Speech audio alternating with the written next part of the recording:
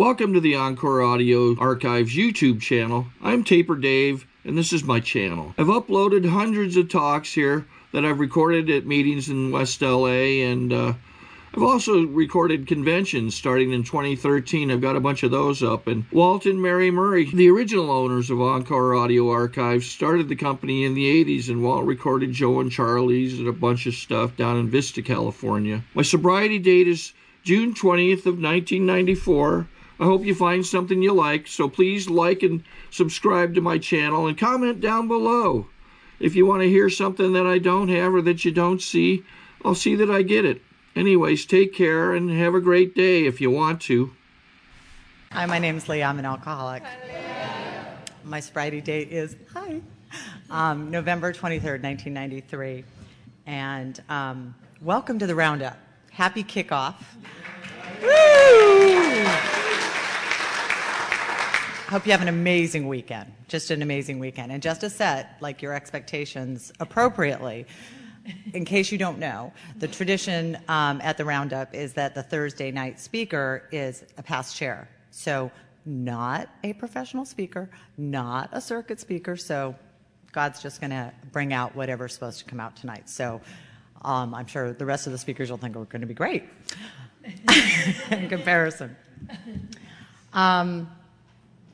What it was like, what happened, and what it's like today. What it's like was dark, scary, fun. I still do things that my very first sponsor taught me, and one of the things they taught me was to always close my eyes during chapter 5, because I was very distracted and I would watch everybody walking in and I wasn't really listening to the message. And so to this day, I still close my eyes during chapter 5. And you know, my mind wandered just like it does in meditation, and still. And I was thinking about one of the ways in which what it was like is when I got sober, outside of the alcohol stuff, it had never taken me less than 4 hours a night unless I passed out to go to sleep. My mind was constantly just running through the day. What could I have done different? What did I say that I should have said differently? How should I have reacted? Just my mind was on fire all the time. And I remember about being 6 months sober and realizing that I actually was exhausted at the end of the day, and I had done what I said I was going to do, and I put my head on the pillow and I went to sleep. I don't know. For some reason that came to me, and I was supposed to mention that to somebody who may be noticing some changes in your sleep patterns. I mean, it's amazing how this program and the steps and the people and God affect every aspect of our lives. Just a second on my upbringing, just, because it was kind of what defined me in the beginning. Doesn't define me today, but I was an only child. I had a very angry dad. I say that with a smile because it's not his fault. He took everything that had happened to him, and he was angry, and he just needed to punish anything small around him. And so he's a rageaholic, alcoholic, crazy lunatic. My mom was this passive little Midwestern woman who just walked on eggshells everywhere and tried to make everything okay. And so he was big and scary, and she wasn't protecting me or anything else. And I made the decision really early on that I was alone. I was alone. Okay, I'm the only one I can trust. Now, that was a smart decision for a young girl to make. And it worked for a long time, just like turning to alcohol was not a bad decision, given all the chaos that was going on in my young life. To turn to something to make myself feel better wasn't necessarily a wrong decision to try something. Alcohol turned on me, wanting to be alone turned on me, but at the time, it was the best decision I had. So at 12, I had my first drink, and it was magic. It was absolute magic. It was born out of ego and self-preservation and wanting to look good. We grew up in La Jolla. I was around a lot of people with money. We didn't have money, but I lived around a lot of people that did. And so I was off on vacation with one of my friends that her family had money, and I was the friend that got to go. And so I said, let's go play with, the lifeguards. And so we went out for a night with the lifeguards, who they were like 21 and 22, and I'm 12, and my friend doesn't want to go, but I'm the bad girl. And I remember them walking down the beach, and they said, do you want something to drink? And they said, we have vodka and we have orange juice. And wanting to look older, be older, act older, I said, I don't need the orange juice. And I took a fifth and guzzled it. The rest of the night did not go well. Within at least a half hour, I remember Slow Ride was on. No longer on the beach. We were in somebody's house. I'm 12. What am I doing in some bunch of strangers' house? Anyway, I remember kind of either somewhat trying to play backgammon, and Slow Ride is on, and I'm rocking. And I fall over onto the 33. Anybody remember those things? Fall over. So that was the first thing I did that night that the adults, these 21-year-old boys, were not happy about, that I had ruined the record. It got worse from there. Passed out. The next thing I remember, I'm half in a car, half not in a car. I'm thrown up all over the back seat of this guy's station wagon. And I look up, and it was like a bad Law and Order show where everybody was yelling and screaming at me, and they're all spinning. And there were cops and some of the boys and my friend's dad. And everyone's screaming and looking down on me and screaming at each other and screaming at me. And I think I passed out again. The next day, we were like at this posh resort. And the next day, I am like the talk of the resort. All the boys got fired.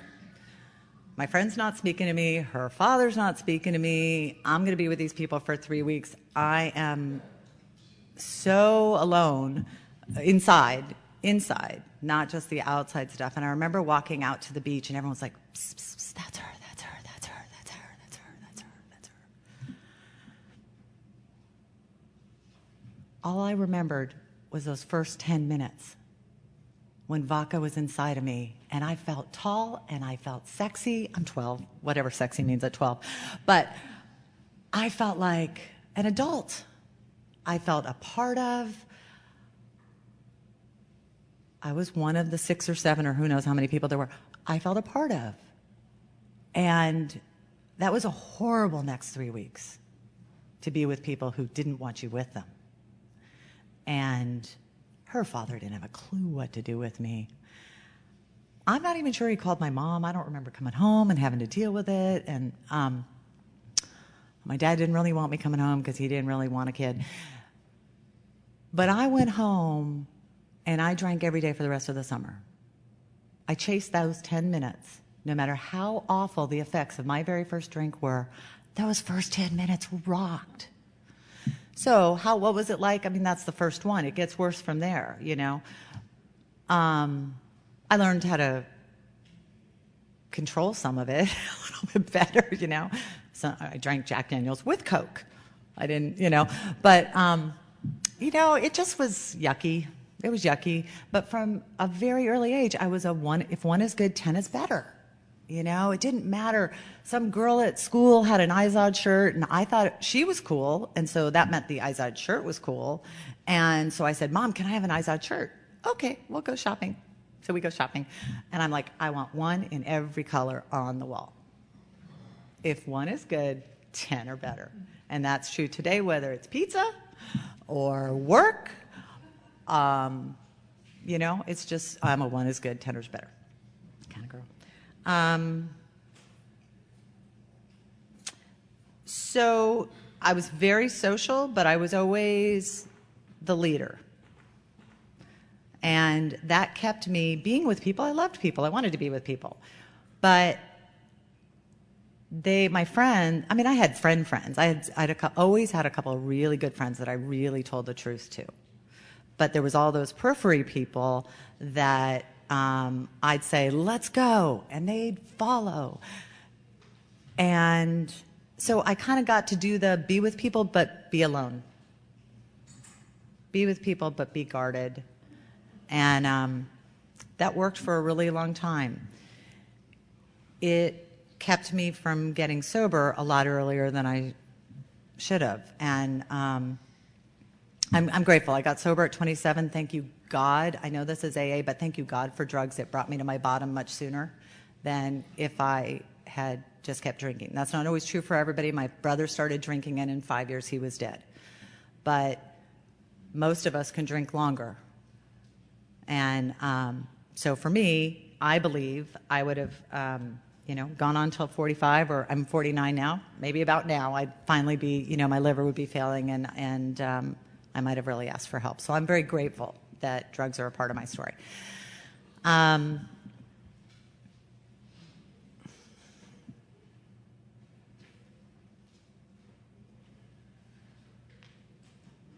I worked like I drank. I found myself through work in a good way. The good, I really stretched my wings. I got out, I left home at 16, went to college at 16, graduated at 20. It's not that I'm smart. I just can work hard, and I can just dig in whatever I want. I'm not going to let anything stop me.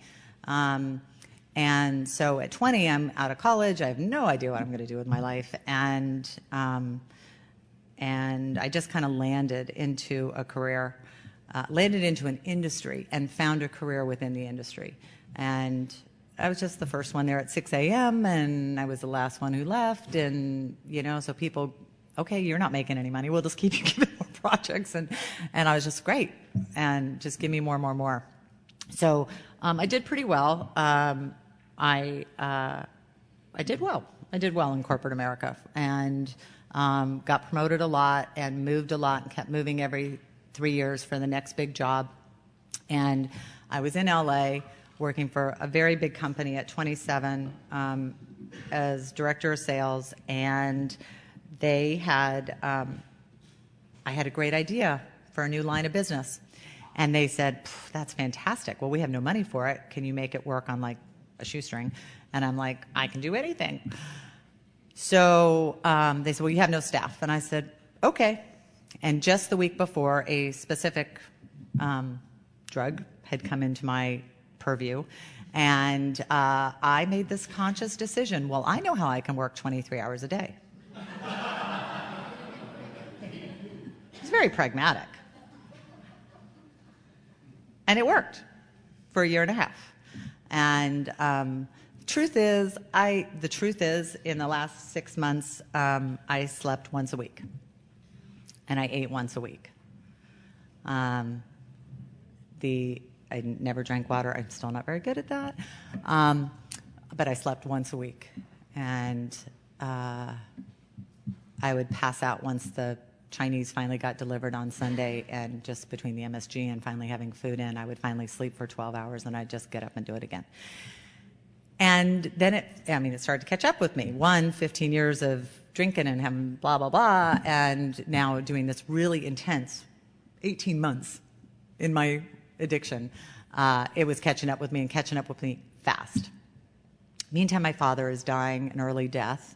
And so, perfect way to use my dad's death as a way to get out of the fire. So I said, I have to go take care of my dying father.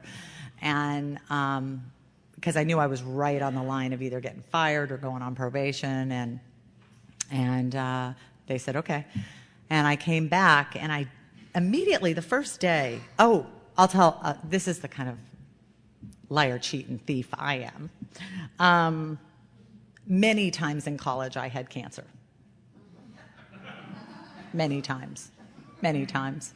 And in this last job, right before I left to go take care of my dad, I came up with a disease I got out the books, and cross-referenced, okay, what would they not ask me about? It has to be like a girl disease, because there's all boys around me. It has to be some sort of girl disease. And what disease could I get that both the disease and the medication would give me the symptoms that I exude on a daily basis from not sleeping and drinking and drugging? Now, what's amazing is that they liked me. They were very excited that I would join them a year and a half before. Nobody sent me flowers. Nobody sent me flowers. I have cancer, you know. But they also didn't call me on it. They needed a reason. You know, we make it very uncomfortable. I make it very uncomfortable around to, you know, like you can't quite get a vibe on what's she doing, you know? I mean, back then. They wanted a reason that this really nice girl with this career trajectory would have been this superstar and all of a sudden like can't quite make it to work or shows up in meetings and has cocaine running out of her, you know, I mean, it down her mouth in the middle of, you know, the meeting. They needed a reason. So mentally I gave them a reason. They didn't send me flowers, but they also didn't call me on it. It's a weird dynamic. And if I had a bigger family, I might notice some similarities within families, but I don't. I'm an only child and dad's gone and mom's over there. So I told them this thing, and I came back, and even though they think I've told them I have cancer, I come back from my dad, bury my dad, and they give me my probation. And I have like 4 things to get off probation in 90 days. And the first is show up for work. I'm the director of sales for a top 10 brand in the nation, the world. I have to show up for work? I was so insulted. And I was really insulted with the second thing. I had to show up for work on time. Now, the fact that they separated out those two was mind-blowing to me. I mean, anyway, the mentality, right, of where I was. So, and then whatever 3 and 4 was, who knows. It never occurred to me to that's not true. I did reach out to a 12-step program in December. This all happened in March. I did reach out to a 12-step program. At 2 o'clock in the morning, I called a line, and the guy answered the phone. And I only share this because it reminds me to take my commitment seriously. The guy answered the phone. Hello, can you call back tomorrow? No, I'm not calling back tomorrow. It took me everything to call right now. It helps me remember to take my commitment seriously and that the hand of AA is there for people who need it. So I made that call, but it never, I had no plan. When that didn't, obviously I felt alone or whatever, you know, I'm like, oh, that felt terrible. So I've got this probation thing, and I've got 90 days, and this is how my weeble little feeble brain goes. I got 4 weeks into it, and it's 3 o'clock in the morning, and all of a sudden I went, oh my God, in 2 weeks, I'm going to be halfway through. I can't pull it together in 6 weeks. There's no way. And in 2 weeks, so I felt like I had a 2-week deadline, not this long. In 2 weeks, I'm going to be halfway through. If I lose my job, I have no money. You know, I mean, I'm making great money, but I'm spending everything I got. There is no way on God's green earth that I'm going to call my mother and say, I have a problem. There's no way. My ego would never have allowed that. And my 3 best friends at that time, there is no way I would have called them and said, I have a problem. I need to sleep on your couch. Or just, I lost my job. I need to sleep on your couch. And I honestly thought, okay, Tisdale. Sorry, I cannot be anonymous if I don't want to. Okay, in 2 weeks, just a matter of 2 weeks and then 6 weeks, you're going to be unemployed, no money in the bank, with a habit. What are you going to do? And I knew it was God speaking to me. I knew like I knew, whether it's the next day or it's the next month, if your ego is so big that you won't ask for help, you're going to be a prostitute. I mean, that's just where you're going to end up. You're going to end up on the streets. If you have no money and you have no job and you have a habit, you're going to be on the streets. I don't know why I thought 6 weeks wasn't enough time, but 2 weeks might be enough time to give me a little, and I opened up the yellow pages just to recovery, and I just went and I placed a call. It was an outpatient program, and it said cognitive behavioral therapy. Fantastic. Let's think our way through this. Great. It's what I was drawn to. Perfect. It's what got me in. It's what got me in there. And they said, go to AA. And I said, let's stay with the cognitive behavioral, blah, blah, blah, blah, blah. And I remember fighting with my counselor. She read the Serenity Prayer. And I remember she's like, do you believe in this? Does this make sense to you? And I was like, absolutely not. Show me something I can't control. I mean, I have an effect on everything if I just try harder, if I just... Sorry to interrupt your viewing. Taper Dave here. Just wanted to take a second to ask you to like and subscribe to my channel. Let me know if you like what you're listening. I've got some very good talks here, and this one's a great one. Just curious, do you think this is better than Zoom? Tell me what you think. Work longer, whatever. I just had this bizarre, world hunger. Sure, I can, I just felt like I had such a hard time with that there was anything that I just would have to let go. And I did not buy into the disease concept at all. Where I was in the early recovery is I just was beating myself up. How did I let this happen? How did I let this happen? We didn't have a lot of money, but my parents took 20%. My dad was a jerk and all that, but they took 20% of their income to put me in an amazing school. When I think about that, like they made $10,000. My school cost $2,000 a year to go to preschool or first grade or whatever. I mean, that was an amazing sacrifice on their part. I'm not the smartest kid in the class by no means, but to obtain additional copies, receive a free catalog of AA and Al-Anon talks, or to find out about our tape and CD of the Month Club, call Encore Audio Archives at 1-800-878-1308 or visit our website at www.12steptapes.com. How did I let this happen? And I thought back to that decision of, well, I know how I can work 23 hours a day. And then it never dawned on me that there would be a cause, effect. It didn't dawn on me. And I beat myself up for the whole first year. How did I let this happen? And it wasn't until the steps started to work me that I finally realized it wasn't my fault. It wasn't my fault. I mean, yeah, okay, you got the parent stuff. That led to wanting to feel different or whatever. I would have felt different no matter what. I could have had Norman Rockwell parents, and I would have probably felt the same. I wanted out of how I felt. I took a substance. It worked for a while. It backfired on me. I can't just have one of anything. And it was really, I could believe it about drugs. It took me a while to believe it about alcohol, but that came within a year. And then I started to notice everything. I noticed that about food. I noticed it about work. I noticed it,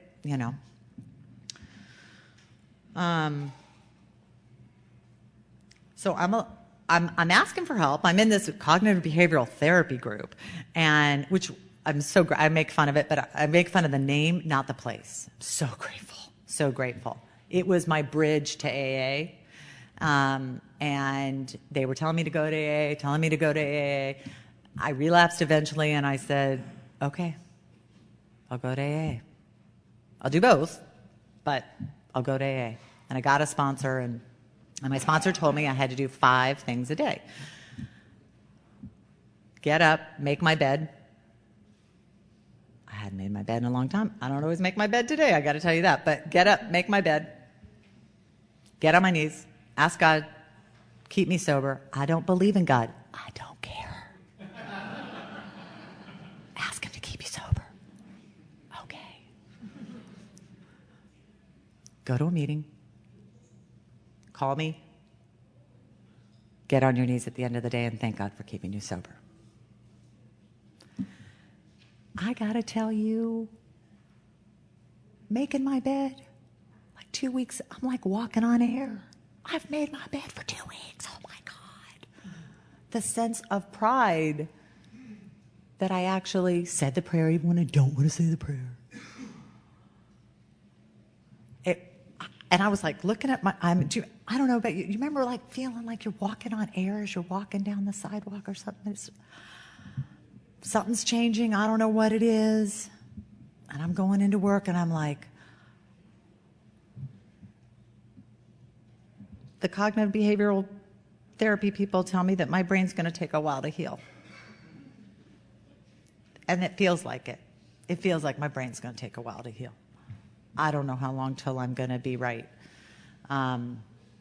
If you want to keep me employed, that would be amazing. I don't deserve it. Where'd this come from?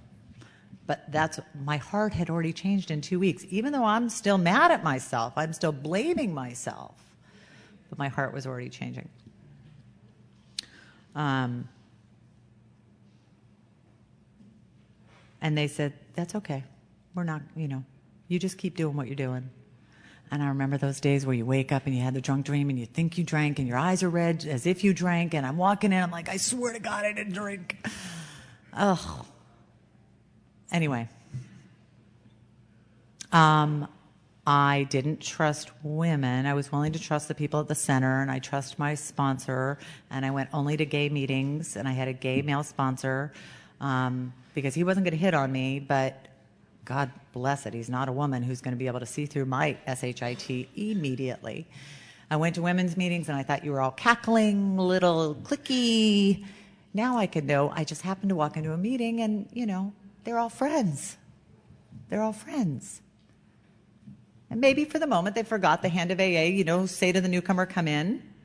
I've done that. I'm embarrassed to say I did it, but I've done it, forgotten to say, come in here. I don't know who you are. Hang with us. Let's go to coffee. So now but at the time I was like, yeah.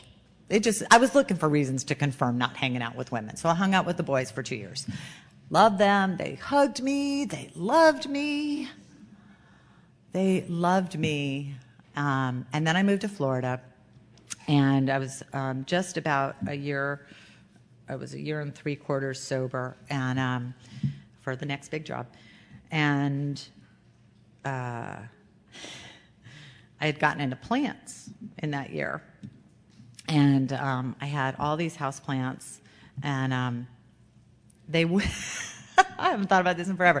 They wouldn't let them go on the moving truck, right? Because cross state lines, you're going to bring bugs into the next state, whatever. And me and my sponsor's boyfriend I was going for a convention, and they thought it'd be fun to go with me. We're all going to Vegas before I left California. So I meet them at the airport. I'm like, oh, I can't take my plants. I'm just crying about leaving my friends, right? I'm just hysterical. I mean, it's all about the plants, but it's really about leaving these people that have grounded me, and I actually have friends. That sponsor sent me like 3 plants. They arrived the day after I got there. They were special delivery, and it was hard to get into a new program, hard to move. I've moved 3 times in sobriety. It's not easy. How am I doing on time?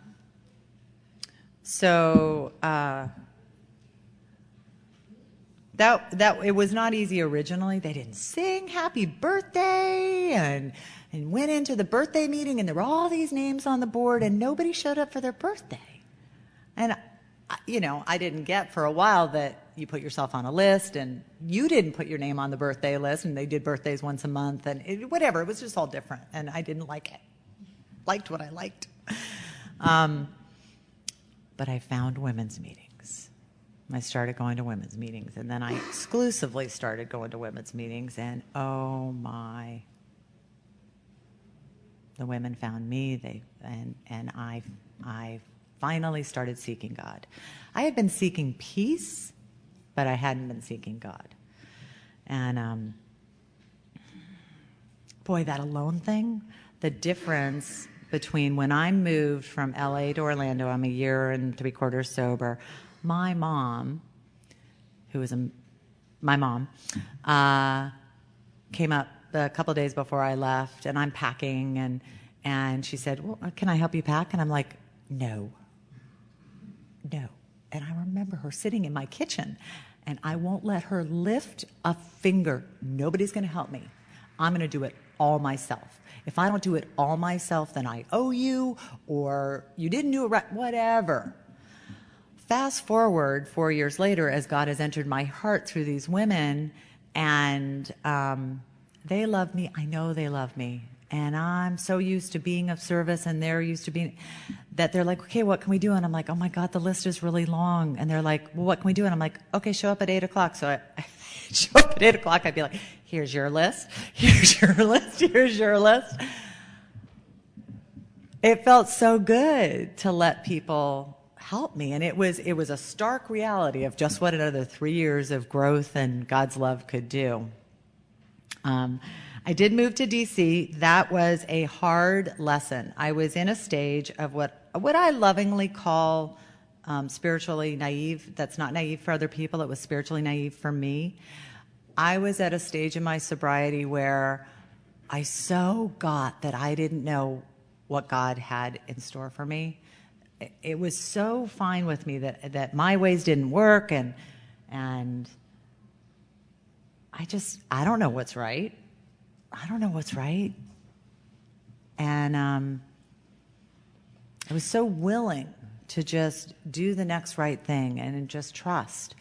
And a really interesting, I won't take the time to do it here, but a really interesting series of things happened that I really thought were God signs. I really thought I was supposed to go to DC, even though I didn't want to go to DC.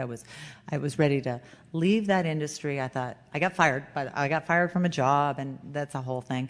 But I had thought, no, I had wanted a dog for 15 years, and I had been traveling, and I couldn't have a dog, and so I finally get a dog. And I thought, okay, I'll get out of this side of corporate America. It's a blank slate. God, and I get to paint this blank slate. And I remember coming out to San Diego, and I put a little thing under my pillow before I left. You know, when I come back, let's start to co-create, God. But for the next week, I'm going to go see my mom, and I'm not going to think about it. I'm just not going to worry about what it is. I'm just going to go have fun. And I came back, and I'm doing my daily routine. When you're not working, it's all, you know, I got to meditate, and I got to write for an hour and a half every day and go exercise. And, you know, I've had a couple of stints of not working and really being able to have very prolonged morning rituals, and it's fantastic. And so I was in this process, and a whole bunch of stuff happened in a short period of time that I perceived as God shots. I perceived that what I was supposed to do was go to DC for this job, even though it's not what I wanted to do. But I was so in that place of, what do I know? What do I know? Maybe I'm supposed to help somebody. Maybe there's another reason. Maybe DC is a blip and then something. I don't know. What do I know? I'm willing to go wherever God tells me to go. And I'm delighted that then I was delighted that I was in that place. And today I'm still delighted that I was in that place. But I learned something really big. Those last 2 days before I left, I was uncontrollably crying. I mean, 20 minutes out of every 30, it was just like from my gut, like I've never lost a child. But it was just like gut-wrenching crying, and just everything was coming out of me. It was just unbelievable for 20 minutes. And then I would just be so exhausted, I'd have to stop crying for 10 minutes. And then it would just start again. It was like I was just being ripped away.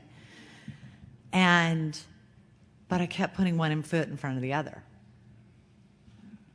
And I thought, you know, if this is really, this doesn't feel right. This really doesn't feel right, but maybe I just love them. And, you know, so I got up there, and I was just so depressed. I went to a meeting the first night. I walked in, and I don't want to be here. I don't want to be here. And I just cried and said, I don't want to be here, which is exactly what I needed to do.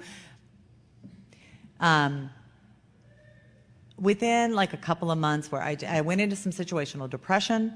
I call it situational depression because it was like a culmination of the situations. I don't really think that I had not that I have any judgment about it. I don't think that I didn't have depression beforehand, but I do now believe that situations can trigger other chemicals, and I did have to get some help in that area so that I couldn't even pray. I didn't even want to get out of bed, and there was no way for God and I to kind of work on this. So I did take some help for a period of time, 6 months or so.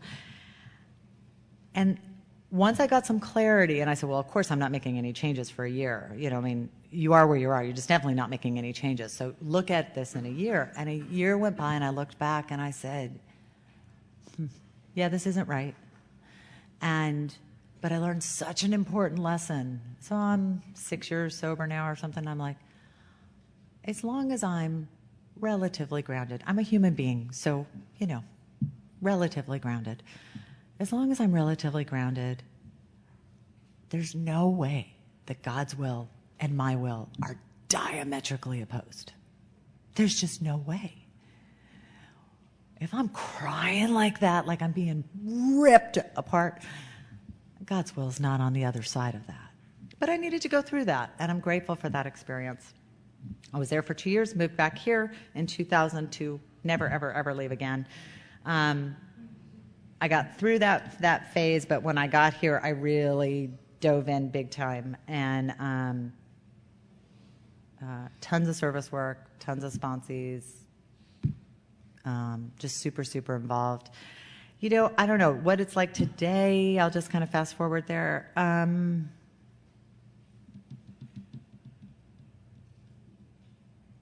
I never think about drinking. That's for sure. I still can have the feeling when life is just, I can still push way too hard and I can demand way too much of myself, take way too much care of other people and not take enough care of myself. That is absolutely true. And right now I'm kind of right in the middle of it, that I'm the only child. Mom had a huge accident, July 8th, and both of our lives changed in an instant.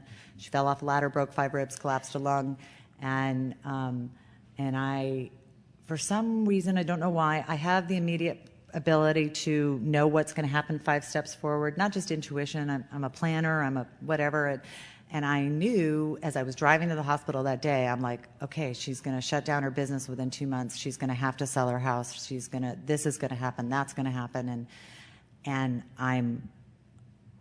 unfortunately, that was all true. And it's, you know, only child. She has no husband. She has no friends. She doesn't have anybody. And it's a lot of pressure.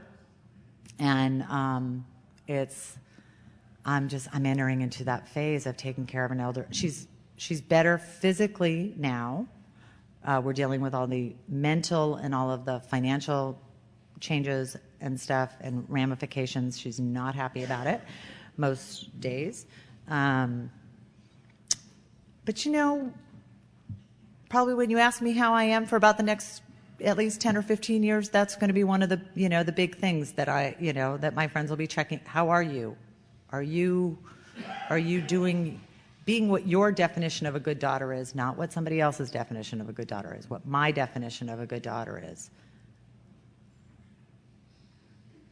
And are you taking care of you at the same time? Are you crossing the line into martyrdom, doing more than, I can never do enough for her. It's not humanly possible. She would have me live with her. She would have me be her everything. I can't do enough. And I have to I think I'm in the end stages of letting go that I'm okay with that. I can't. She's made her choices. I've made my choices. Some of my choices have been bad, and I've paid the price. Some of her choices are bad. I can't pay for somebody else's choices. But can I be a good daughter and still take care of Leah and those around me? And that's going to be an interesting line to walk. So God is in charge. Life is in full session. And the layers of, I was thinking about the 10-step the other day. I'll close with this. I think I'll close. Who knows? I was thinking about what the 12 steps, I mean, like, totally got inspired, right? I mean, like, who could come up with this perfection? And with the 10-step, not adding more stuff on each day, it's like a roof leak. If you have a roof leak, nobody wants to take care of a roof leak. I mean, who wants to spend the money on that? It's a pain in the butt. You had other plans for the day. But if you take care of the roof leak right now, it's like $100 and it costs you a couple of hours of time. If you let it go for years and years, it's like mold and massive and big and whatever. And that's like when I blow it. If I make an amends right away, okay, I eat a little bit of crow, I have to make an apology, or I have to do this, or I have to do that, but it's over and it's done with and it's not hanging on until the next day.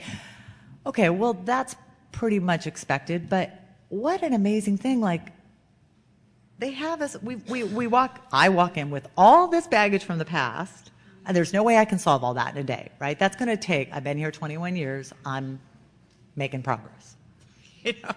I'm in progress. Can't solve all that in a day, but I can make it not worse. And I can start to live with a little bit more integrity today, which makes me be able to be a little bit more honest with you and myself as I look at that garbage from the past and clean it up. I don't know. Thank you for giving Bill and Bob the steps. Amazing. Thank you for your time.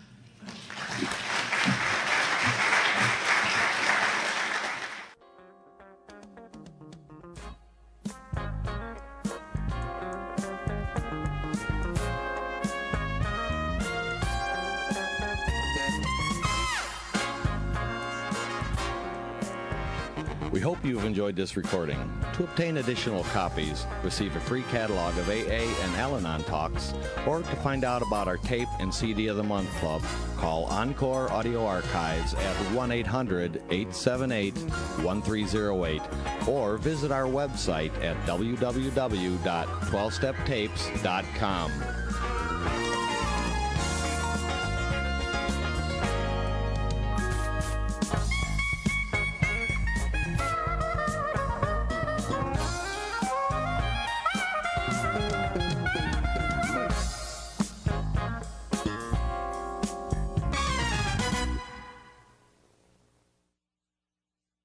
I think we got a great talk going on here. Thanks for watching the channel. Taper Dave here. Just curious, do you think this is better than Zoom? Okay, this is how I prepare my drone for launching. I like to do it inside the cab of my truck so I'm not standing outside in the weather. To install the joysticks for control, up and down, right and left, powered on. I have an Android phone that I use to connect it to the drone with. And it's actually controlled through the iPhone, through an app. Oops, wrong way. It's actually controlled through the iPhone, or through this Android phone, through the app. It's actually controlled through the Android phone, through an app, and you connect it through this short connection right here.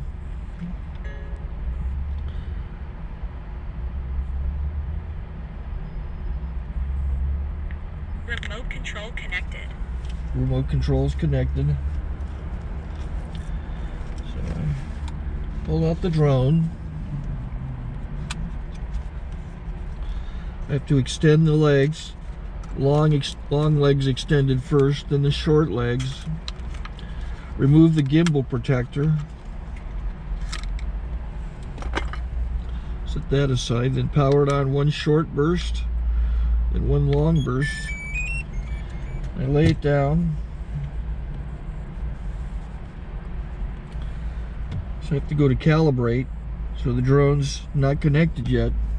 It shows you here as this drone gets disconnected, even though the remote's powered on. So the drone has to establish it's connected. So I go into the app to calibration mode. First I'll calibrate the remote controller. Start calibration. out, in, oop, out, in, up, down, and then this little wheel is to control the gimbal. So it's calibrated. Go to gimbal calibration, start calibration, and then it calibrates the gimbal. I don't know if that shows up. The gimbal's moving all over the place. Changes, you can see it on the video. And I'm calibrated to take off. It's acquired 7 satellites at the moment. There are 26 satellites up in the sky, which it has to acquire before you can take off. So it's connected. It's got enough satellites. This is white. I can go to press this little arrow button, swipe right to take off, and it would start the motors if I slid this to the right, but I'll wait till I get outside. Don't want to do it inside.